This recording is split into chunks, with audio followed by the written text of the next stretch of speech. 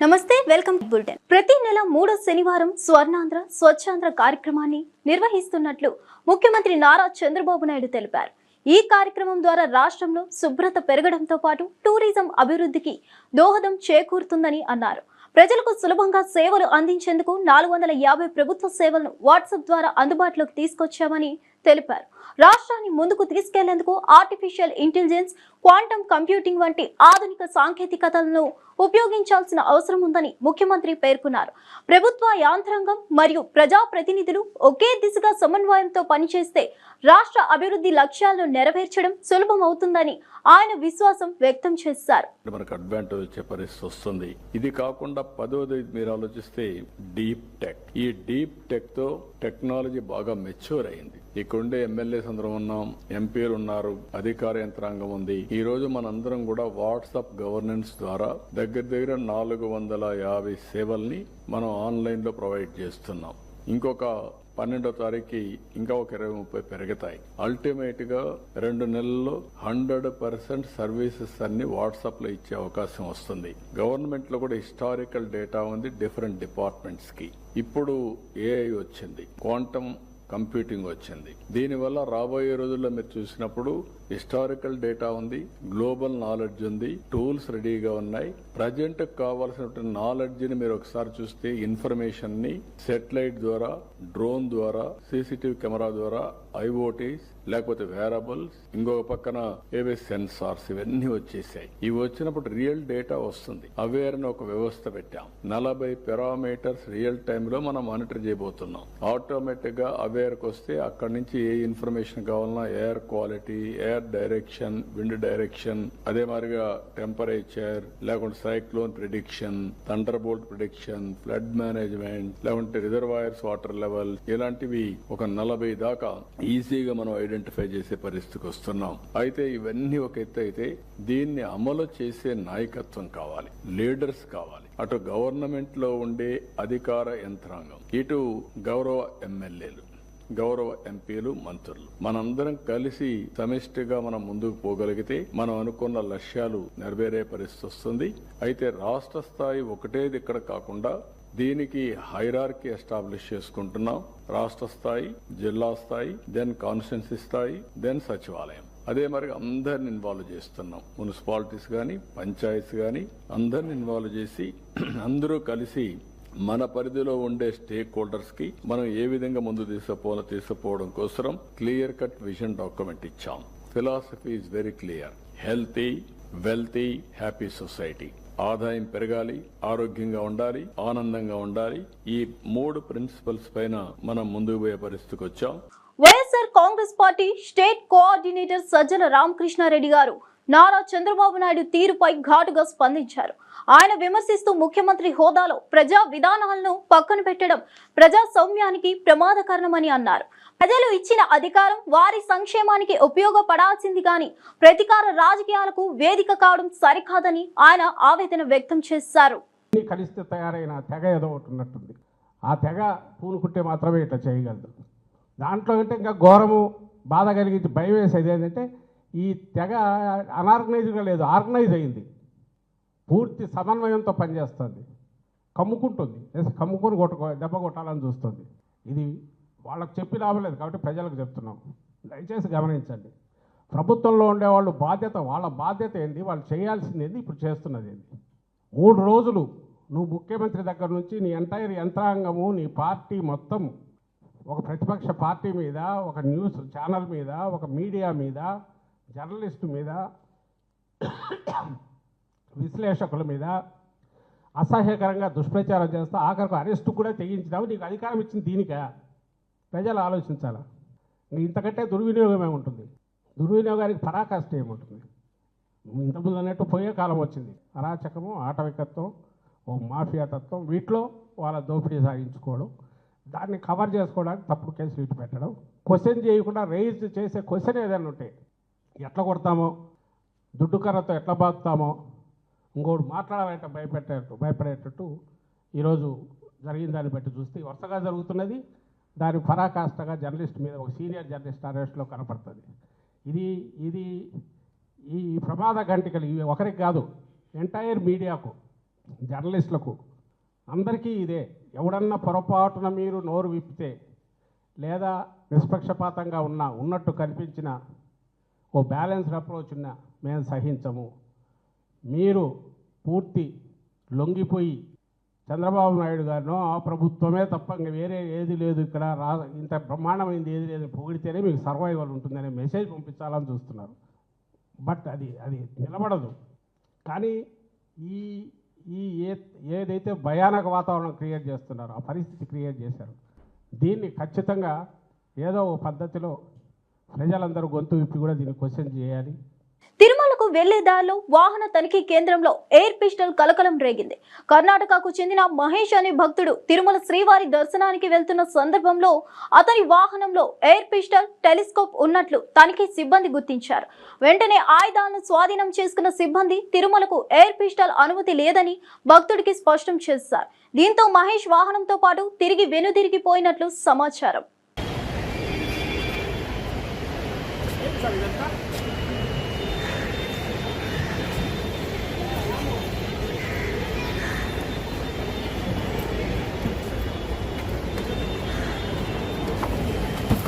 ఏంది ఇది ఓపెన్ చేయండి. టెలిస్కోప్ ఏమది టెలిస్కోప్ ఏం జరిగింది చెప్పండి. ఏదో ఏం జరిగింది? ఏం జరిగింది? ఏంటి? ఎందుకు మిమ్మల్ని ఆపారు? టెలిస్కోప్ చూసి ఏమిటి సబ్జెక్ట్ ఏంటి? ఆగండి ఒక్క నిమిషం. మీరు ఎక్కడి నుంచి వస్తున్నారు? బెంగళూరుని. బెంగళూరు నుంచి. ఏమి వచ్చారు? ఏమి దీనికి ఎందుకు ఆపారు? ఏంటి విషయం? ఏదో ఫ్లై కెమెరా ఉందని అన్నారే. అయ్యో లేదు, ట్రైన్ గన్ ఏదో ఒకటి. అది బలూన్ అది ఎక్కడ? అదే సార్ చూపిస్తాను. ఒకసారి చూపించింది.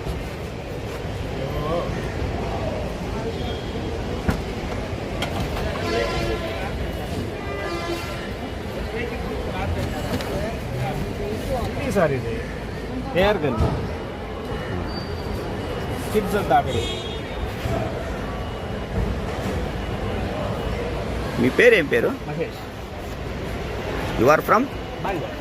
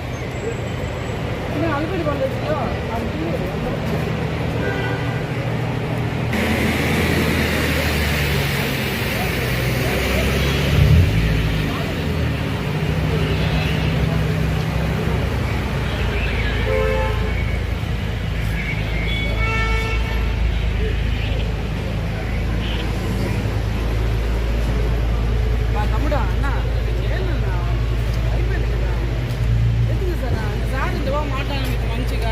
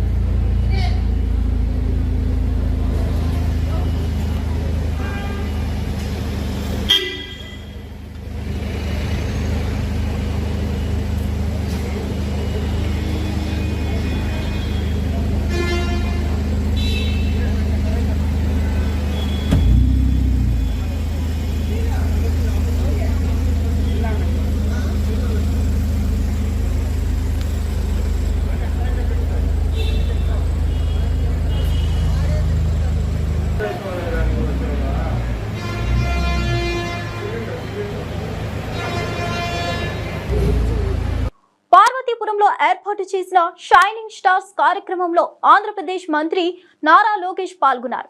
ఈ సందర్భంగా విద్యార్థులతో ఆయన మమేకమై మాట్లాడారు. వారి ప్రతిభను అభినందించారు. నూతన తరానికి సరైన దిశగా ప్రోత్సాహం ఇవ్వడం ఎంతో అవసరమని పేర్కొన్న మంత్రి లోకేష్ యువత శక్తిని దేశ అభివృద్ధికి మలిచేలా తాము కృషి చేస్తున్నామని తెలిపారు. ఈ తరహా కార్యక్రమాలు విద్యార్థుల ప్రతిభను వెలికి తీసేందుకు ఉపయోగపడతాయని అభిప్రాయపడ్డారు.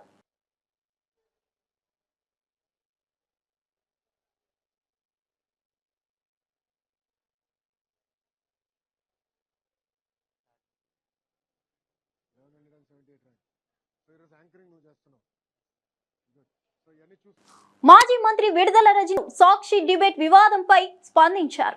ఆమె అభిప్రాయంతో ఒక జర్నలిస్ట్ తన వ్యక్తిగత భావాలను వెల్లడించడాన్ని తప్పుపట్టడం అవసరం లేదని, సాక్షి ఇప్పటికే ఈ విషయంపై వివరణ ఇచ్చిందని గుర్తు చేశారు.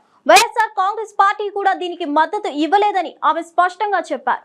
అయితే ఈ విషయాన్ని వక్రీకరించి ముఖ్యమంత్రి వైఎస్ జగన్మోహన్ రెడ్డి గారి మీద మరియు భారతమ్మపై దుష్ప్రచారం చేయడాన్ని ఆమె తీవ్రంగా ఖండించారు. అంతేకాకుండా 50 సంవత్సరాలుగా విలువలతో జర్నలిస్టుగా పనిచేస్తున్న కొమ్మినేని శ్రీనివాస్ గారిని అక్రమంగా అరెస్ట్ చేయడం అన్యాయమని విమర్శించారు. వైఎస్ఆర్ కాంగ్రెస్ పార్టీ అతని మాటలు తప్పని చెప్పి ఒక ప్రకటన కూడా ఇచ్చింది. నా వ్యక్తిగత అభిప్రాయం కూడా అతను మాట్లాడినటువంటి మాటలు ముమ్మాటికి తప్పే.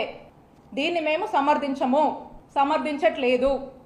అయినప్పటికీ కూడా ఒకవైపున సాక్షి తప్పని చెప్తుంది, వైఎస్ఆర్ కాంగ్రెస్ పార్టీ తప్పని చెప్తుంది, మేమంతా కూడా తప్పని చెప్తూ ఉంటే ఇదేది పట్టనట్టు ఇందులో కూడా టీడీపీ వాళ్ళు రాజకీయాన్ని వెతుక్కొని అటు సాక్షిని తప్పుపడుతూ వైఎస్ఆర్ కాంగ్రెస్ పార్టీని తప్పుపడుతూ మా నాయకుడు జగన్మోహన్ రెడ్డి గారిని ఇందులోకి లాగుతూ మా భారతమ్మని ఇందులోకి లాగుతూ ఇందులో రాజకీయం చేసేటువంటి ప్రయత్నం చేస్తున్నారు.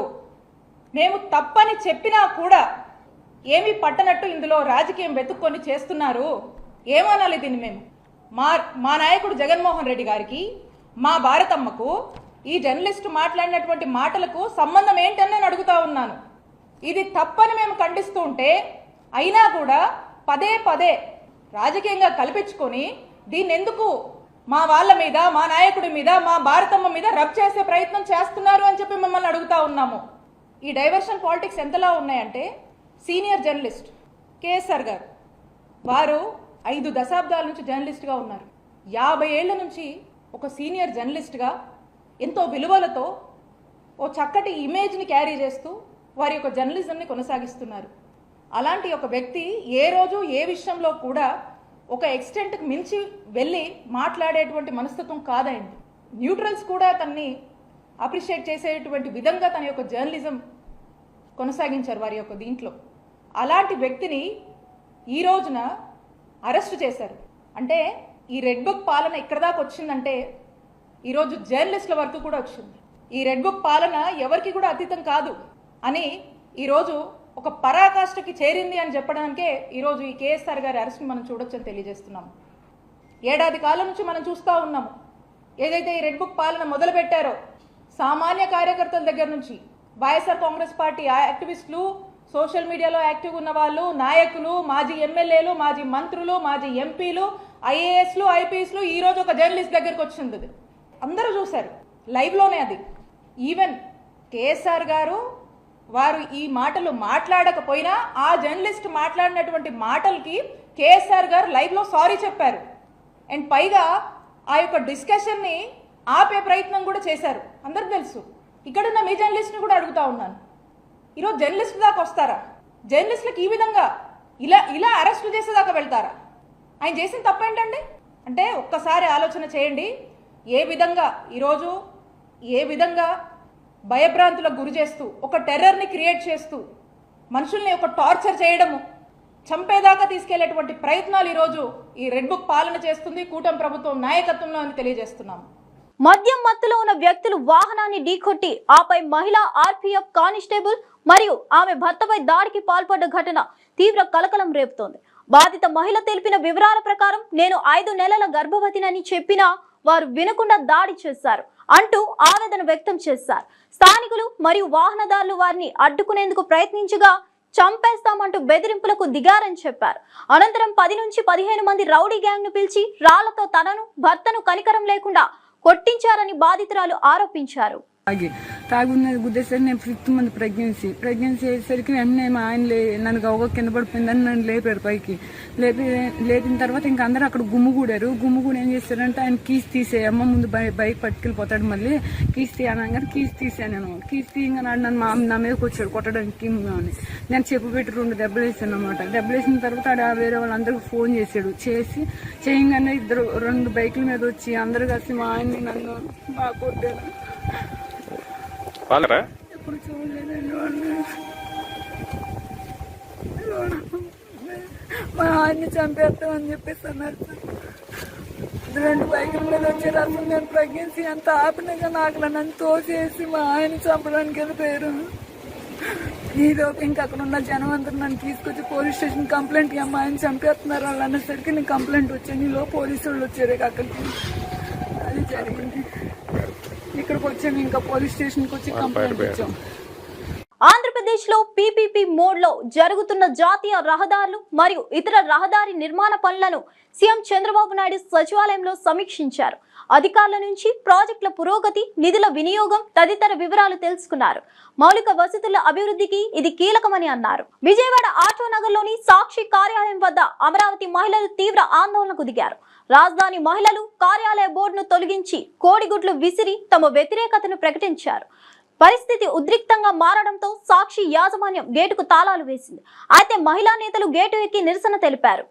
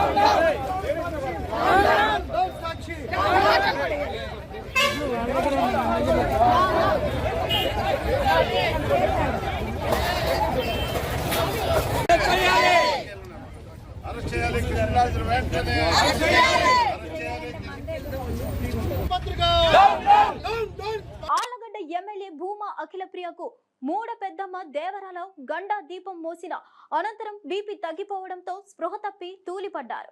పరిస్థితిని గమనించిన వెంటనే ఆమెను అంబులెన్స్ ద్వారా ఆళ్లగడ్డ ప్రభుత్వ ఆసుపత్రికి తరలించారు. వైద్యులు ప్రాథమిక చికిత్స అందించగా ప్రస్తుతం ఆమె ఆరోగ్యం నిలకడగా ఉందని సమాచారం. జనాలందరూ ఎక్కువ ఉండేసరికి కొద్దిగా అమ్మవారి గుడిలోనే కొద్దిగా బ్లాక్అవుట్ అయ్యి స్పృహ తప్పడం జరిగింది. మరి వెంటనే హుటాహుటిన ఆళ్లగడ్డ ప్రభుత్వ హాస్పిటల్ నుంచి నంద్యాల తీసుకొచ్చి ఈరోజు అన్ని పరీక్షలు చేశాము. ఈరోజు అక్క ఆళ్లగడ్డ ఎమ్మెల్యే గారు బాగానే ఉన్నారు, మెల్లిగా కోలుకుంటున్నారు. మరి తొందరలోనే బయటికి వచ్చి కూడా మీ అందరితో మాట్లాడతారని చెప్పి తెలియజేస్తాను. ఇప్పటికైతే ఆరోగ్యం అంతా బాగానే ఉంది, మెల్లిగా ఇప్పుడు రెస్ట్ తీసుకుంటున్నారు, కోలుకొని తొందరలోనే బయటకు వెళ్ళడం జరుగుతుంది. అఖిలప్రియ అభిమానులు కానీ ప్రజలు కానీ ఎవరు ఆందోళన పడాల్సిన అవసరం లేదు, బాగా ఉంది.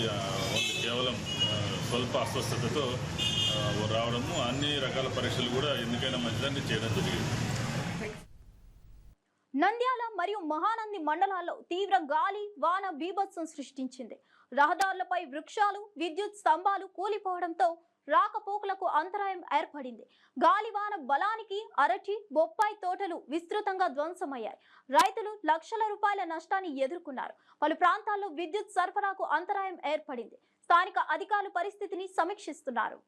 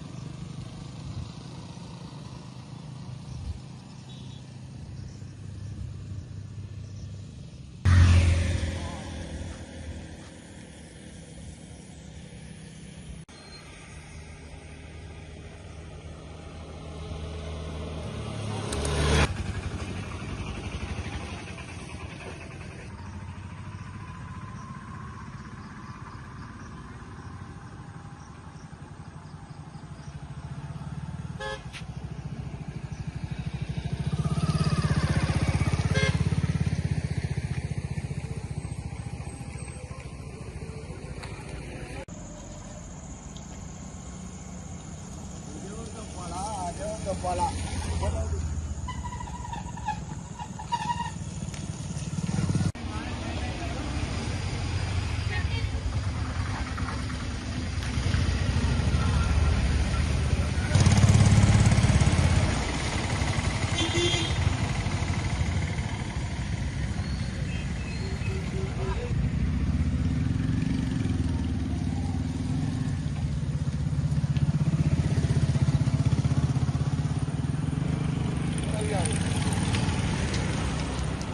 తిరుపతి జిల్లా ఏర్పేడు మండలం ముసలపేడు అటవీ ప్రాంతంలో ఉన్న భక్త కంఠేశ్వర స్వామి ఆలయంలో కన్నప్ప చిత్రం బృందం పూజలు నిర్వహించింది.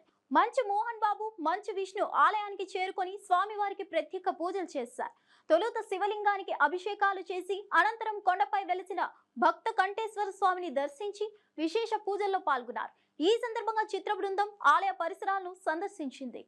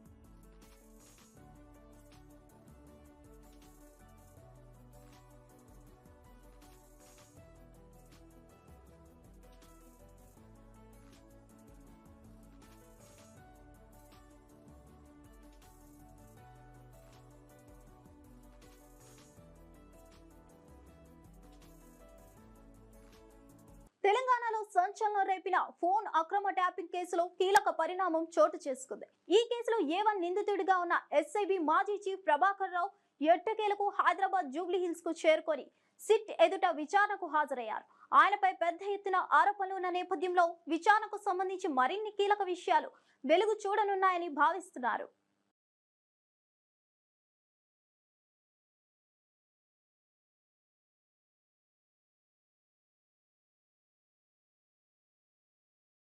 ఇవండి బులెటిన్ విశేషాలు. మరిన్ని బులెటిన్తో మళ్ళీ కలుద్దాం.